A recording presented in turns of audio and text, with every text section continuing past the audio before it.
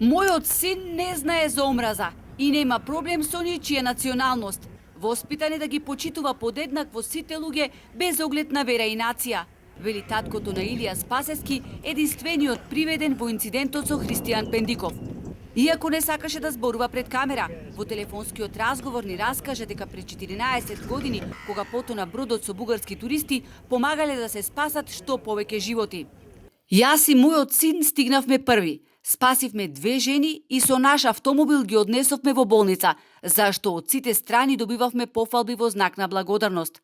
Во притвор синот го посетив еднаш и во 10 минути колку што имав на располагање не успеав да прашам што се случи, како заврши зад решетки. Илија вели дека не се чувствува виновен и јас му верувам.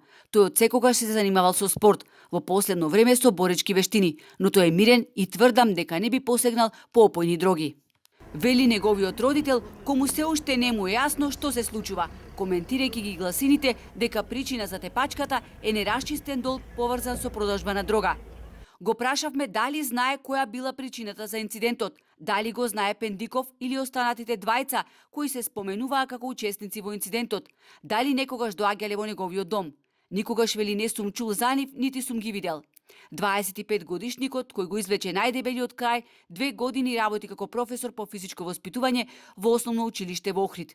Неговите колеги кои ги контактиравме велат дека се работи за ревносен, стабилен и посветен просветен работник кој никогаш не ни подвикнал по учениците. Илија Спасески е единствениот кој ќе одговара за инцидентот со секретарот на Бугарското здружение Цар Борис III. Со кривичната пријава нема да бидат офатени останатите 2 лица. Пендиков, кој првично пред полицијата со име и презиме ги посочил учесниците во тепачката, потоа го сменил исказот со што амнестирал од одговорност двајца браќа. Во овој момент ништо не е потврдено. Предметот е се уште во фаза на истрага. Се проверуваат камерите од околните објекти, се земаат изјави од сведоците, велат за Алфа од обвинителството.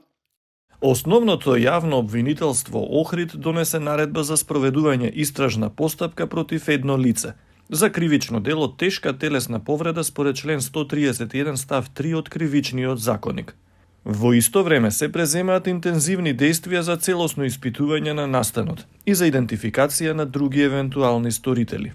Според Кривичниот законник за делото за кое се терети младиот Спасески, кој во 30-дневен притвор следува казна затвор од 1 до 10 години. Од обвинителството го проверуваат исказот и на Пендиков, кој тврдел дека се почнало во локал каде влегле тројца, го удриле по глава и му рекле зошто се пишуваш бугарин, што нагласуваме дека не е потврдено и се проверува, велат оттаму. Инаку Пендиков, кој ако не бил во животно загрозувачка состојба, охридските лекари инсистирале да биде префрлен на клиниката за максилофацијална хирургија, но од заднив нејасни причини бил пренесен во специјалната болница Свети Еразмо, од каде со болничко возило бил префрлен на Охридскиот аеродром, каде го чекал бугарски владин авион.